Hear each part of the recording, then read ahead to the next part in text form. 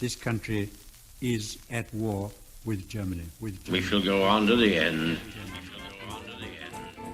I remember the sheets of flame which came up and almost blinded us from our guns.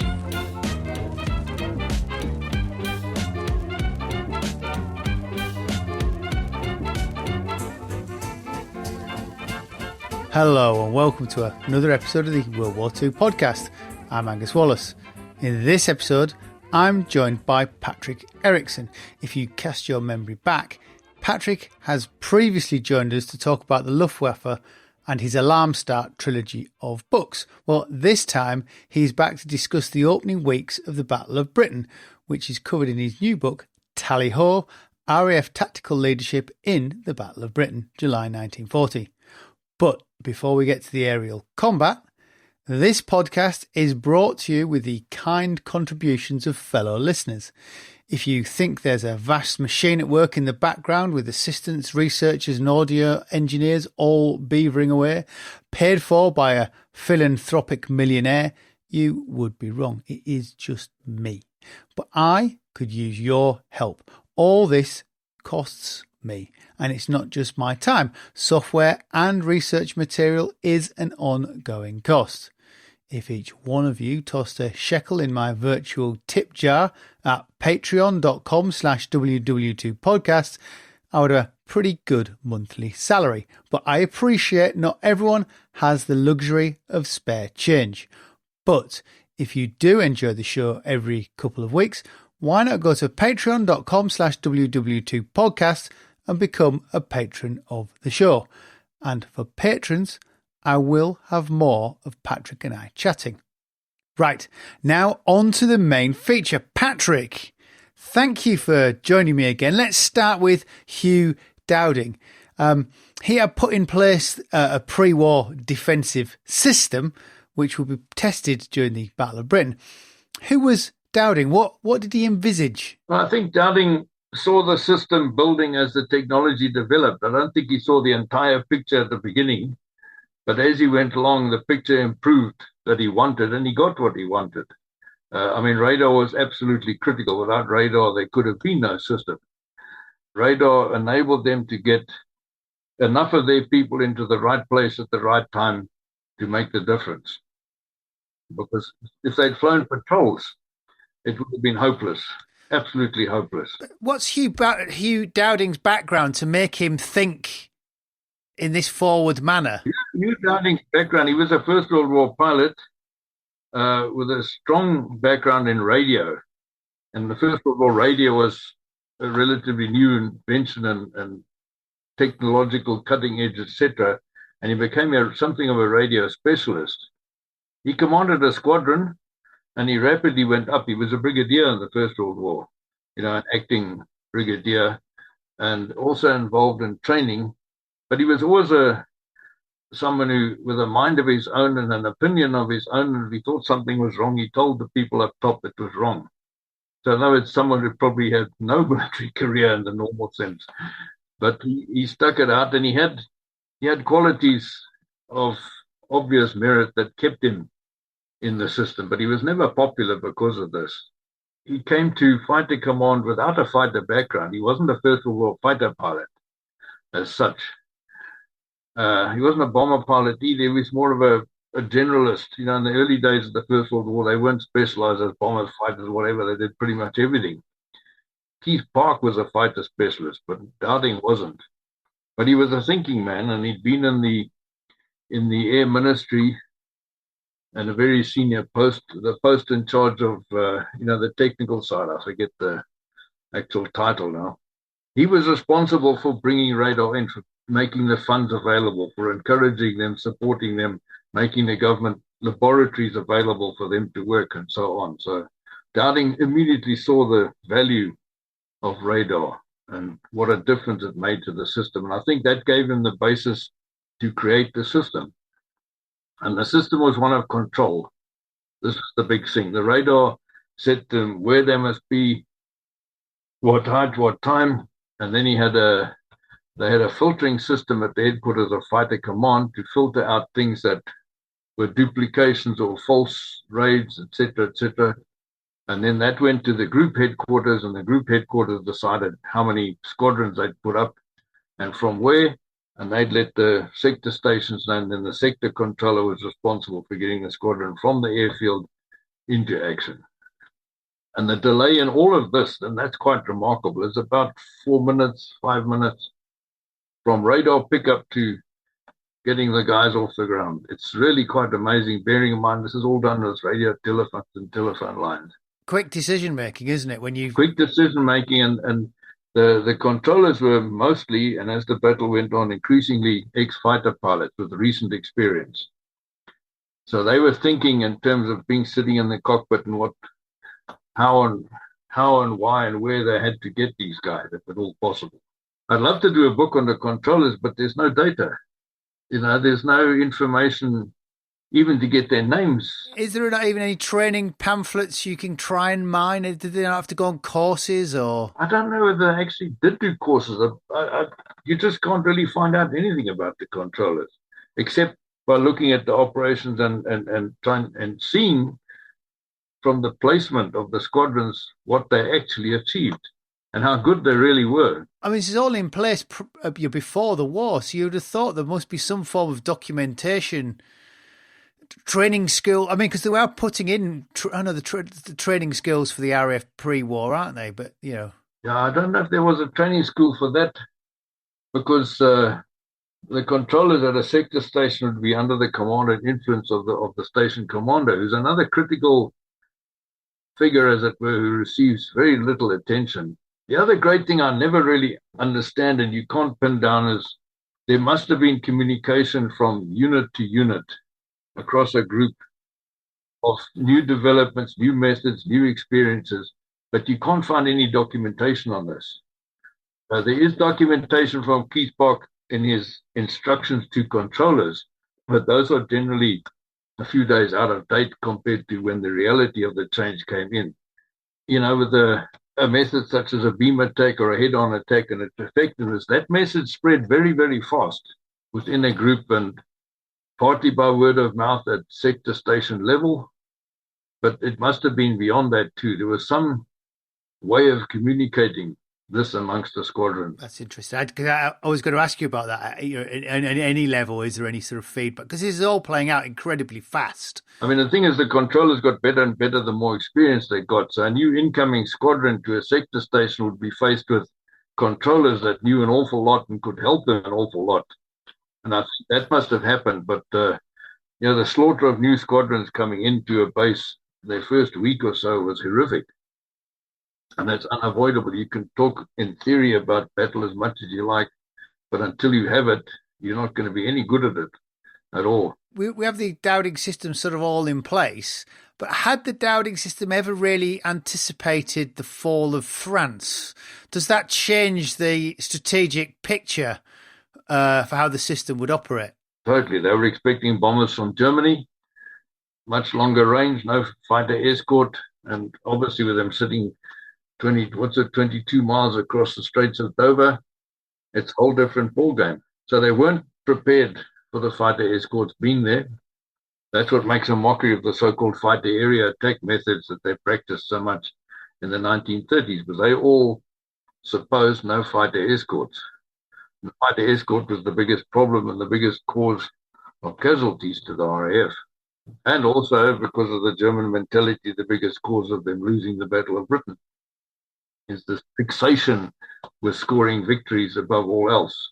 Thank God for German mindset. Yeah, we're talking about our fighters being sent in. I was going to ask about formations, because I think this is interesting, because again, in my ignorance, I didn't know much about this, but the British flew Vics and the Germans threw Finger Fours. What are they? What are the merits of each? Yeah, the Vic is just three fighters, one in front, the section leader, and two wingmen to either side, and very close formation. And then the Vics would normally be stacked behind each other, 1, 2, 3, 4, and then they'd be stepped up or stepped down to avoid the slipstream. They're not just 4 Vics behind each other, they arranged in 3-dimensional space. And then very rapidly, most squadron leaders realized that you could keep with the Vic and just loosen it up, spread it out. And a finger four is like the four hands of your finger. It's two pairs, Germans, two pairs, each pair with a leader and a wingman slightly back to the one side. And then when they put two pairs together to make the four, the one pair is slightly ahead of the other pair as well.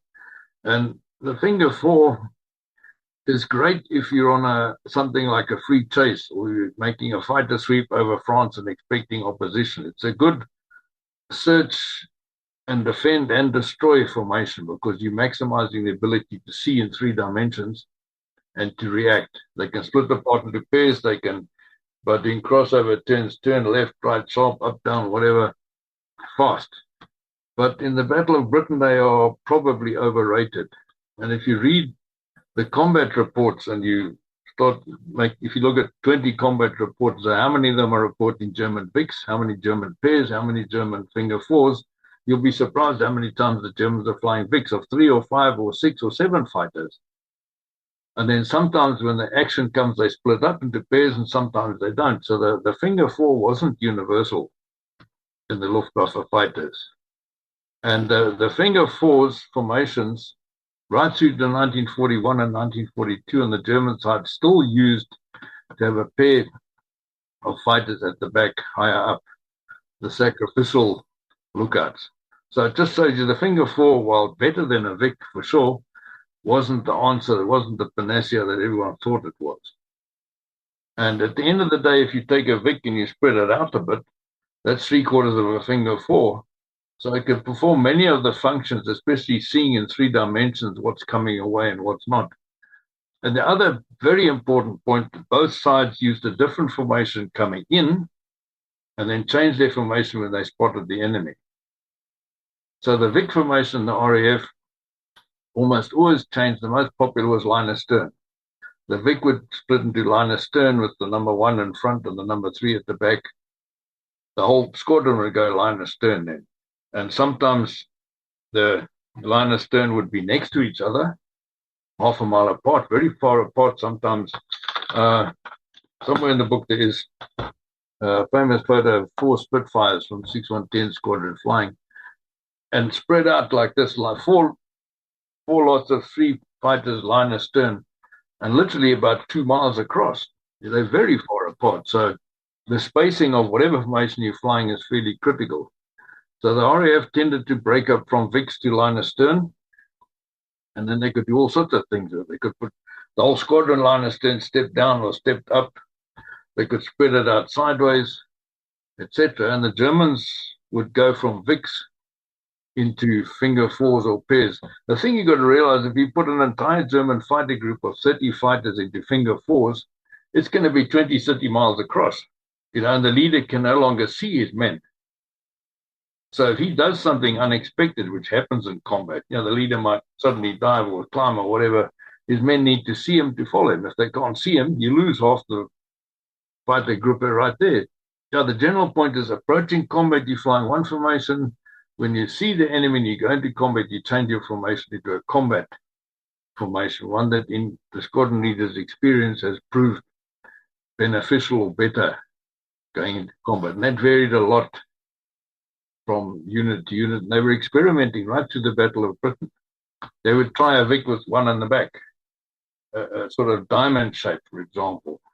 Who was at 609 Squadron on the auxiliary squadrons would have 2 Vics in the middle and then a Vic either side, about 1,000 or 2,000 foot even higher up to the side. And they tried all sorts of formations. But at the end of the day, what does it really matter? The object is to get your fighters within accurate gunfire range of German bombers. The RAF didn't really want to fight the German fighters. What for? They wanted to stop the bombers. And whatever it took to get there, whatever formation you're flying, it was more timing than formation that would be important in getting at the bombers. I was going to ask about, it's easy to discuss formations, but, when you picture the war film and those dogfights that are happening, there is no formation. But actually, the British are not necessarily concentrating on the fighters, are they? They're concentrating on the bombers, so presumably it is easier to remain in formation. The RAF's not interested in the fighters at all. I mean, Dowding's instructions and central to his philosophy was a war of attrition. It was a battle of attrition, planned from the beginning as a battle of attrition. That's what Leigh Mallory never understood. Leigh Mallory, and to a certain extent, Barter, they just wanted to get into the Germans in big numbers and fight them and thought they'd shoot down more of them than they'd lose. And that's not a battle of attrition. Secondly, Dowding said they must intercept the bombers, and the attrition must be on the bombers, not on the fighters, the bombers. And they must try and get to them before they reach their target, because their target was an RAF airfield or a radar station or whatever. That's what the key was. Get at the bombers, get them before they get to their target. And that's why the big wing could never work. There wasn't enough time for the 11 group boys in Kent to get at the formation, to build a big wing and get at the formation. There just wasn't enough time. You're talking minutes. The Germans, we're talking, the fighters are moving 4 to 5 miles in a minute. It takes 4 minutes to cross the channel. And that's the gap between the radar signal and getting your fighters off the ground. So 11 group and Kent didn't have time to play silly games, making formations, etc., etc.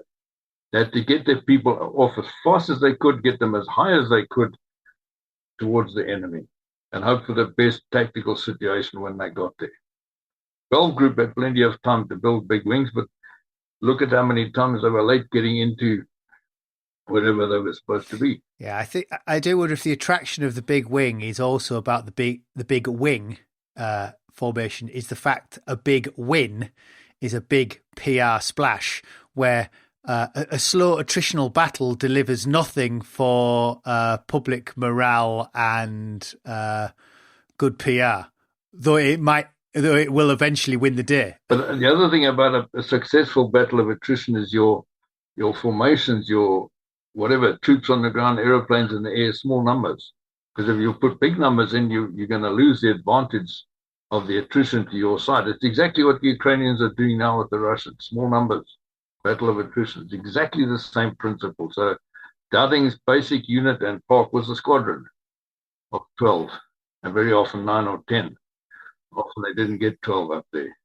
Unthought of advantage of that is the Germans have small formations coming at them from different directions and different altitudes within a few minutes of each other.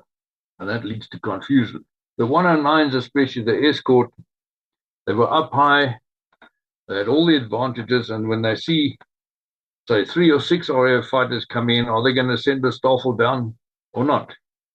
Because once that Staffel goes down and takes them on, it's lost to the escort, and they've lost their advantageous position. They've used up their petrol reserves in combat at combat speeds. And very often they decide, well, it's not worth going down for these 3 or 6 guys. But those 3 or 6 guys might make quite a mess in a bomber formation. The German fighters were not there to win the air battle or even to protect the bombers. They were there to get victories for their own glorification. That was the philosophy from Goering right down all the way.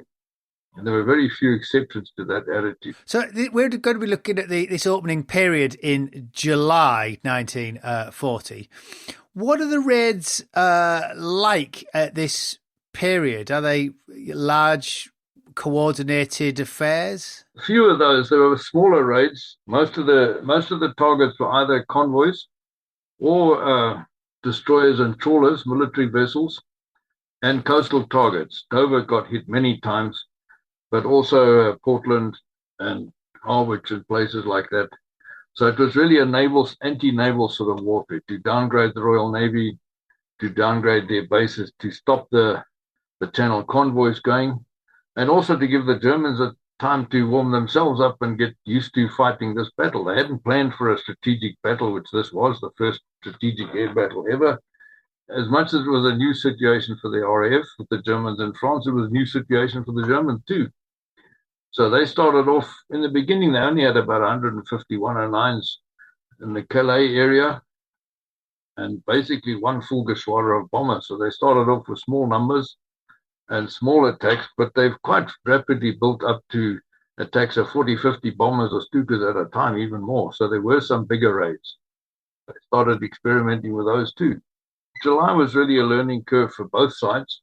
On the German side, during much of July, there's 2 critical people. There's Fink, who's the commander of KG-2, the bomber Geschwader, Kampfgeschwader 2, and there's Theo Osterkamp, who first led JG-51, and then he became the fighter leader for Luftwaffe 2, in Belgium and northeastern France. Osterkamp was a major ace in the First World War. I can't remember his score, but it's in the 30s, which for the First World War is pretty respectable. His basic philosophy was to use as much cunning and creativeness and whatever to advantage yourselves and shoot down far more of the enemy than yourself. So it was a sort of combination of an attrition approach and the big ace scoring approach. And the problem with this is he made very complicated plans, with, say, 5 Gruppen going in from different areas and different, directions and heights and whatever. Typical German plan, which relies on perfect timing. And if there's one thing in the military that never ends up, its timing is never perfect. The placement's never perfect. Somebody makes a mistake somewhere and it goes into chaos. So the more they plan, the more chaos is going to undo their plans. But that's what Osterkamp was all about. He'd fly in 109s from the Calais area and go right over the Thames Estuary and come in from northern Kent down towards the south in unexpected directions. But he'd do that with 3 or 4 formations at the same time. And that just means you lose control very fast. It's easy to think, I think, that all they did was fly across the channel to hit their targets. Are they regularly trying to outthink what the enemy might do in that respect, coming from different angles and different ways round? Oh, yes. The standard technique was the bombers had a 3-part escort, a close escort, and then a mid-level escort and a very remote escort, sometimes a sweep ahead, but too far away to help the bombers. But the close and the upper escort were close enough to help the bombers. There's no such thing as the ideal escort situation, because the bombers aren't flying fast enough for the fighters to be able to fly in a straight line. So the fighters are flying in S shapes and figures of 8 and turning around and so on, just to keep with the bombers. And they normally placed a couple of thousand feet above, 2,000 or 5,000 feet above, half a mile behind. That was the ideal placement. And that's fine for intercepting a British attack from the rear or from the quarter behind. It's not going to do too much for a beam attack, and it's going to do nothing for a head-on attack. If they want to stop a head-on attack, they've got to put the fighters right above the bombers. And then they're badly placed for a rear attack. So there's no ideal solution to defense, just as there's no ideal solution to attack. And it's the man on the spot at the time things happen that has to make the decision that makes the difference in this very complicated 3-dimensional situation. The bombers and fighters under separate commands. What I mean was, are they running to different doctrines? So in which case, are the fighters not that bothered about protecting the bombers? No, they weren't. The other thing is, that's the ridiculous thing. They weren't on common radio frequencies. The bombers could not talk to the fighters. I mean, one has to realize the number of radio crystals options for the fighters were not too many. There were 3 or 4 or 5 frequencies available to the fighters.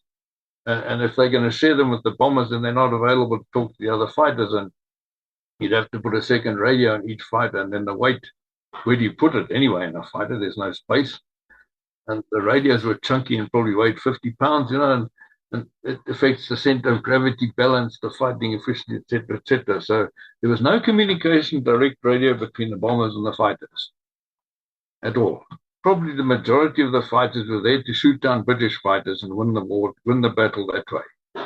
That was their philosophy. That was the old Richthofen philosophy from the First World War. That was Goering's philosophy.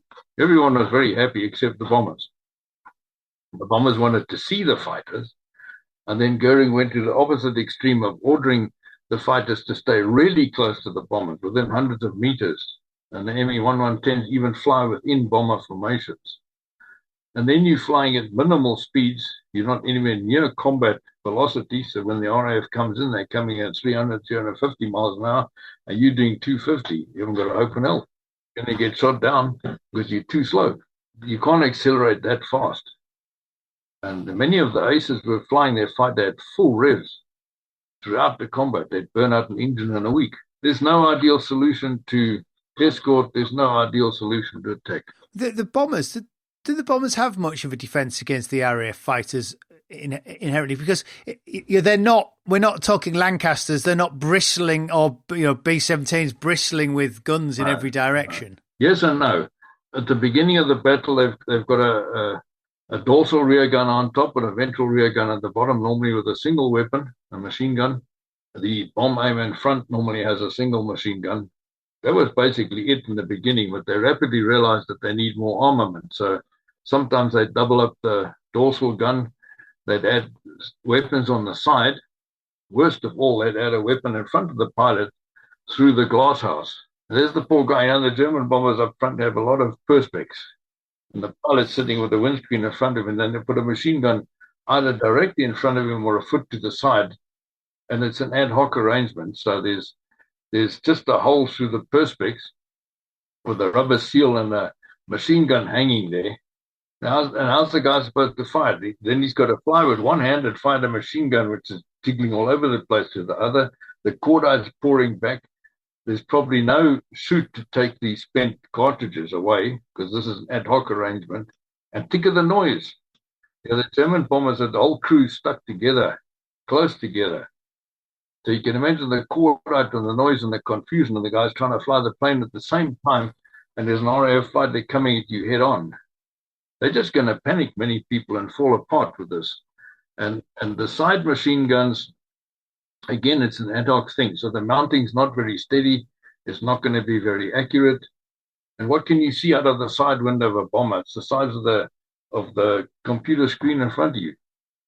And you've got a machine gun in the middle of that piece of perspex. You're trying to look around the left and the right and see where the RAF's coming in at 350 miles an hour at full deflection and a beam attack. The odds of you hitting him is very small. He's got 8 machine guns to your 1. And once those rounds start hitting around you, you're going to be a whole lot less keen than manning a machine gun. You'd like to duck to the bottom of the plane rather.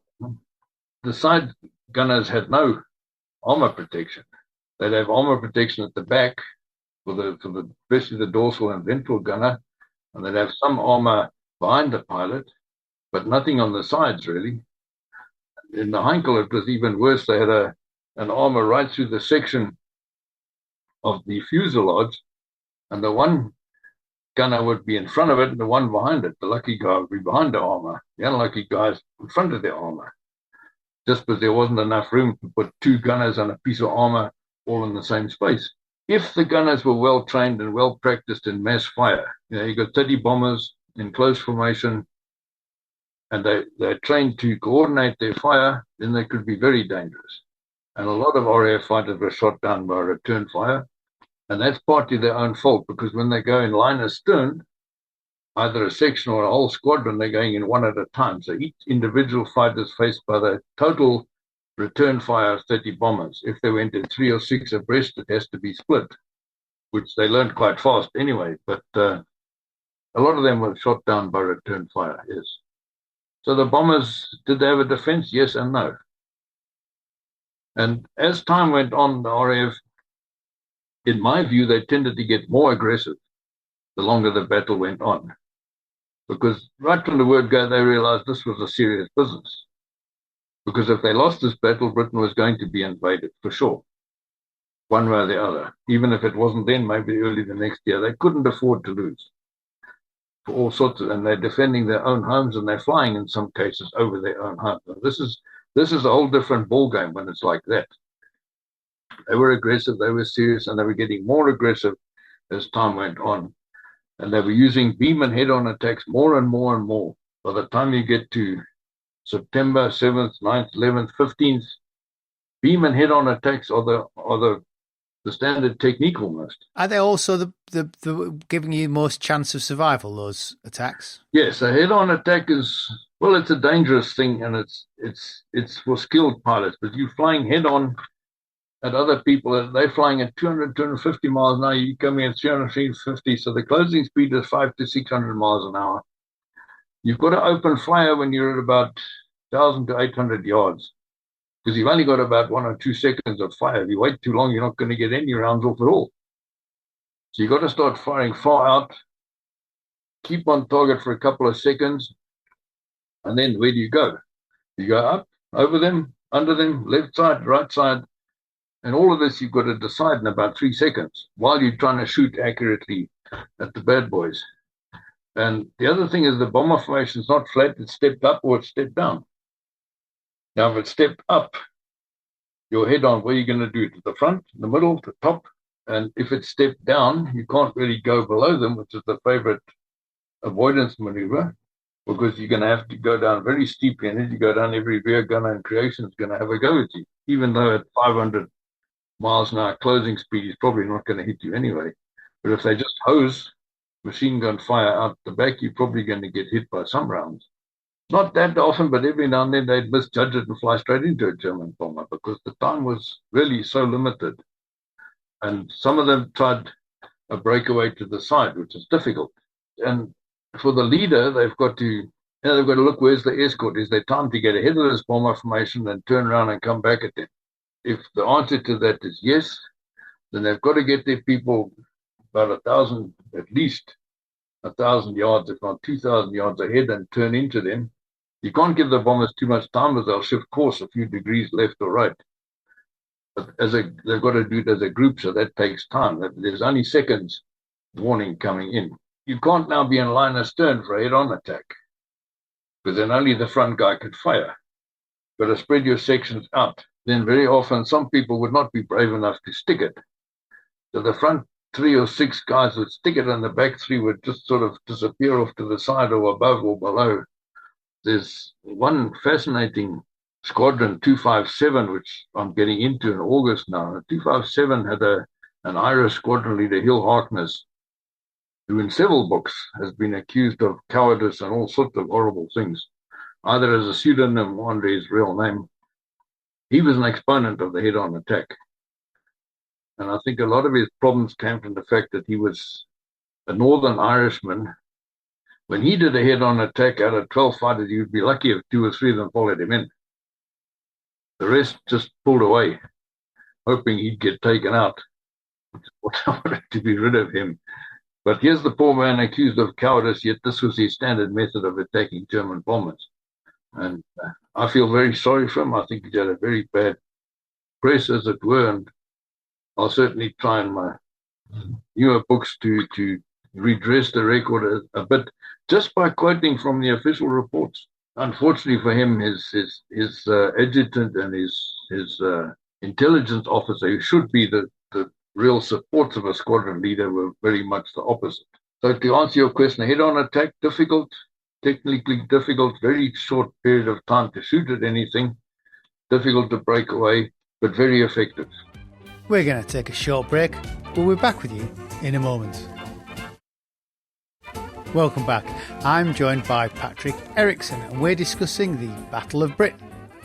Something you brought out in the book, which had never occurred to me, is that the Spitfires and Hurricanes only carry around 2,500 rounds of ammunition. 2,400 was the standard loading, 8 guns, 300 rounds each, which is about 16 seconds of firing, which is actually quite a bit when you think about it. It's a lot of firing. Well, I didn't think it was very much. Actually, in panic, I could see 10 seconds going in a flash. Oh, yes, in panic, you would burn off plenty of rounds very fast. But the good guys would be giving a 2 or 3 second burst at a time from close range.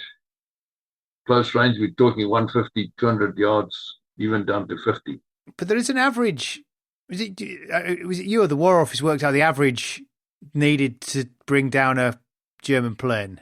Number of rounds. That's how they came to the 8-gun configuration of the fighters. They did experiments with weapons on the ground on old aircraft fuselages at different ranges. So their ideal solution was 8 machine guns at 400 yards would be enough. In actual fact, so the gun harmonization at the beginning of the Battle of Britain recommended was 400 yards. It was too long. Very fast, some pilots, not all, brought that down to 250, some even 200.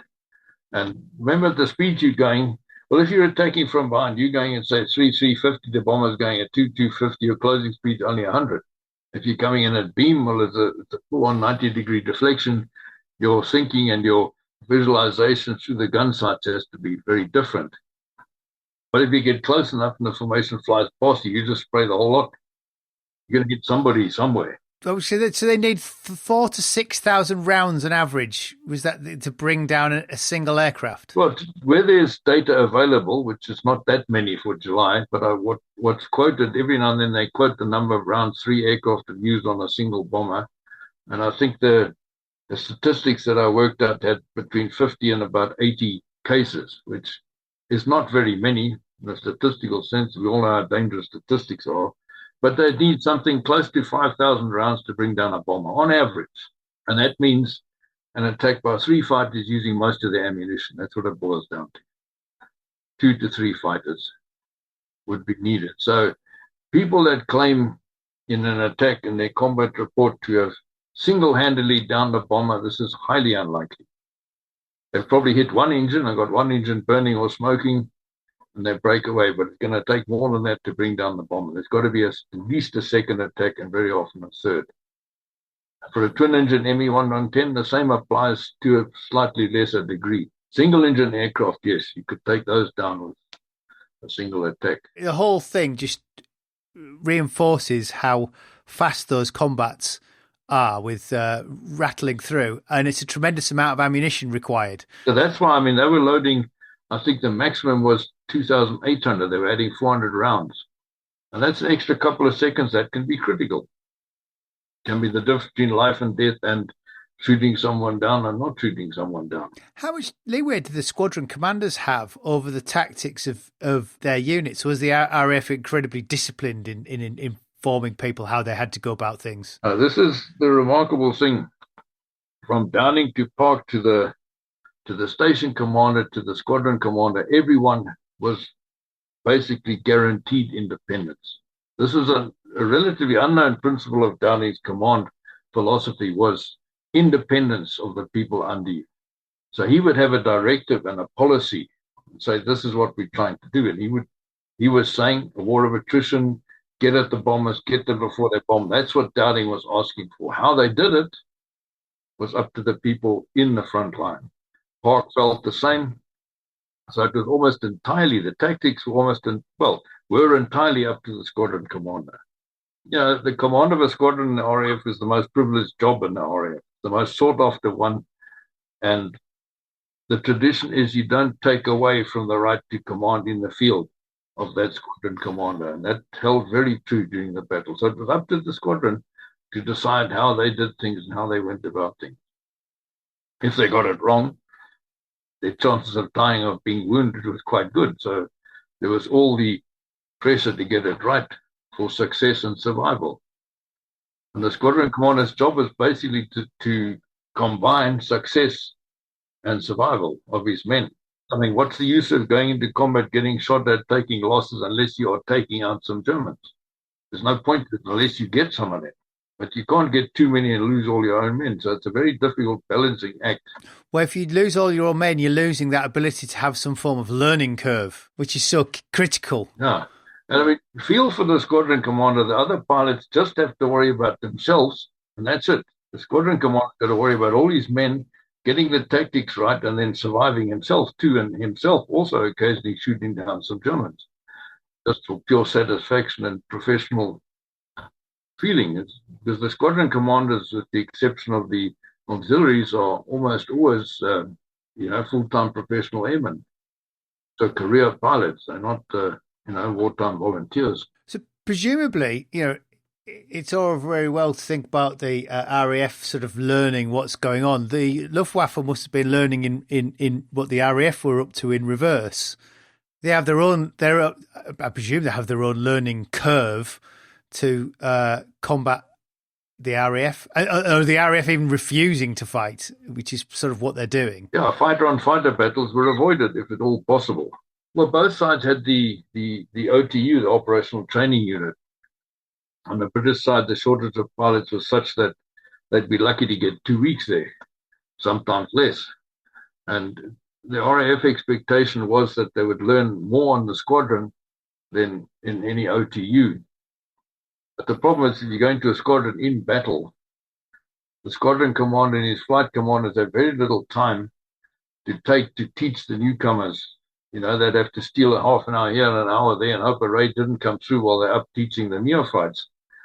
So what they would do with the new people is teach them as much as they could in a few hours, and then put them in a section with an experienced squadron leader who would try and, or a flight commander or section leader who would try and look after them in the fight. But that's only possible to a certain degree. And the Germans had the same problem. In the beginning, the Germans would give their pilots 2 or 3 weeks flying patrols up and down the coast and so on, not in actual combat, and then gradually introduce them, on little small short distance penetrations and so on. But as the battle went on and casualties went on, they would have to stick them in just like the RAF straight into the front line. I've got records of from some of my previous books of Germans who came into the Battle of Britain and were straight in. I've got a logbook of a German fighter pilot that I'm working on at the moment. This guy had been something of an enfant terrible in his training days. He was actually thrown out. He was thrown out of officer flight school for indiscipline and insubordination. His father was a general, which I suppose helped or didn't help. When he came straight out of training, day one into the Battle of Britain, in his logbook, his first flight after joining the new unit was action. That happened there too. Okay, he was probably had a bad disciplinary record. I thought let him get killed in day one, no loss, But who knows? And but I'm aware of a couple of other German cases of the same thing. There's one ME 1110 pilot that I corresponded with, who when he joined up was so inexperienced, they made him fly the Ju-52 transport with all the wounded guys back from the Channel to German hospitals. What an encouraging start to your combat career. Although in hindsight, he might have been relieved to be getting a few hours in. It's just not exactly winning you any glory. A new pilot coming, this is the thing, they would have somewhere between about 150 and, if they were lucky, 200 hours total flying experience, of which 20 or 30 hours might be on the Hurricane or Spitfire. That is minimal. That is really minimal. And the Germans, not much different. So if they could survive the first few days, their chances of survival would grow enormously. But it's those first few days. I did wonder, there's this idea of phasing of the Battle of Britain, which I'm not completely sure is actually something that was thought directly of at the time. It's something we've imprinted on afterwards. It wasn't thought of at the time. At the time, it was day to day, every day. And, on a slack day overall might be a terrible day for a specific squadron. It's always at the squadron level that the experience is taken and remembered. And the phases came later. Park, in a report in the first half of September, had some phases, which are different to the phases that came out afterwards. Dowding, in his famous report in the Battle of Britain, which was in 1941, he had phases. But done with the advantage of hindsight, as he obviously admitted himself. Phases are for the historian, not for the combatants themselves. It seems very clear. It's a very alluring idea that the Germans sat down at the start and thought, right, well, first phase is to take the control of the Channel, and the second phase is to work on the airfields. And I can't remember how many phases there are. We end up bombing London in one of the latter phases. But this first phase is over the... It's against the shipping, basically, naval and civilian shipping, yeah. Which I do wonder if it, for the RAF, is almost the worst phase for them, because after that phase, when they come down, they're not coming down in the Channel. Yeah, it was. The casualties in July were horrific, and most of them were drowning or exposure in the Channel. Because they had a May West, that's all they had. They had no dinghies. So half an hour on that water, even in high summer, you're finished. That's all you've got. So does the idea of phases, when you look at that, who wins that first phase? I think July it's really drawn, I would say. I don't think there's a real winner, but the RAF gained a lot of experience and grew in their tactical abilities, and the controllers grew in their abilities. So I think the RAF at the end of July was a good deal stronger than at the beginning, whereas the Germans probably gained a whole lot less. Look, the German approach on all the invasions was always to bomb the capital city. They did it in Poland. They did it to Rotterdam in Holland. They did it to Belgrade in Yugoslavia. They did it to Moscow and Stalingrad. And certainly they planned to bomb London as part of their attack on the UK. This whole story about a German bomb on the 25th of August by mistake bombing London, and that led to Churchill sending a raid to Berlin, which all happened. But this was not the real cause of the bombing of London. The bombing of London was in the long-term plans right from the word go. And they certainly did want to start on stopping the Channel shipping and then hitting the Navy and the naval bases and then the airfields closer to the coast and then moving to the sector airfields around London. Now, why do all that if you're not going to bomb London? Of course you're going to bomb London. Why destroy the defenses around London if you're not going to bomb London? So it was very much part of their plan. It wasn't an ad hoc thing of Hitler getting cross and saying, let's bomb London. No, it was nothing like that at all. I was slightly intrigued about when they move to what, if we think in those phases, did they move on because the RAF had almost, and if I say relinquished the Channel, I meant decided to not necessarily fly missions over the Channel because it, from an attritional point of view, it wasn't always great for them, which whilst they don't lose it, allows the Germans to move on. I think they moved on as part of their plan more than moving on as part of the RAF's not wanting to fly too much over the Channel. The RAF, in the first half of August, they defeated the Stukas. The Stukas were withdrawn. They were kept on the coast for the invasion because they would have been the most useful aeroplanes for supporting an invasion, but they were not in action after the 18th of August. The Me-1110s were shown up as pretty useless by about the same time. And the bombers themselves, the Ju-88, which is trumped as the best German bomber, which it was in 1942 and 43 and so on, but not at that time. Ju-88 was put into action too fast. It was not yet properly, flight tested and combat tested, etc., etc. And most of its bomb load was external. So to say the Ju-88's got this wonderful top speed, the minute you put external bombs on, its top speed is a lot less and it becomes much more clumsy. And you're dealing with a fairly unreliable aeroplane that had a high accident rate. So the Ju-88 had a big defeat on the 11th of August, 12th of August, 13th of August, 15th of August. And that's pretty much the last you see of the Ju-88 after that in mass raids. And they were used in the latter 10 days about of August in small formations coming in as part of very complex multi-formation raids, making surprise bombing, dive bombing attacks on a specific airfield. They were used like that, but not en masse. So the Ju-88 was, at the time, something of a disappointment. And the Dornier, which was the eldest bomber of the lot, carried much of the weight throughout the Battle of Britain. Because the Heinkel was vulnerable. The Heinkel carried more bombs, but it was much more vulnerable to being shot down because it's got glycant coolant engines, whereas the Dornier's got radial engines, can take more hits and keep going. So the Dorniers were finished by the 15th of September. They basically run out of Dorniers that were prepared to fly to London. And they lost a lot of Dorniers on the 15th. And then the Ju-88s came back in. They brought in this new bomber unit, KG-77. And on the 18th of September, they were shattered. About half of them were shot down. And again on the 27th, again on the 30th.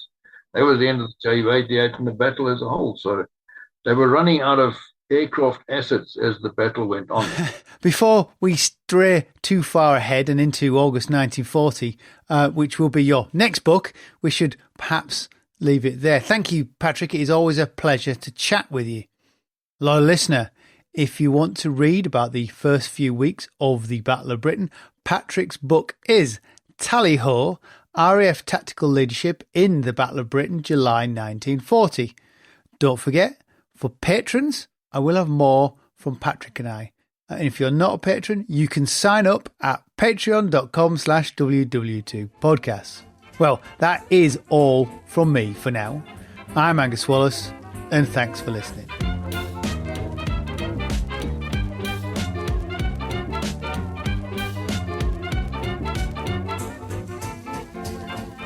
Jerry 88mm gun hit our town, blew us the hell out of it.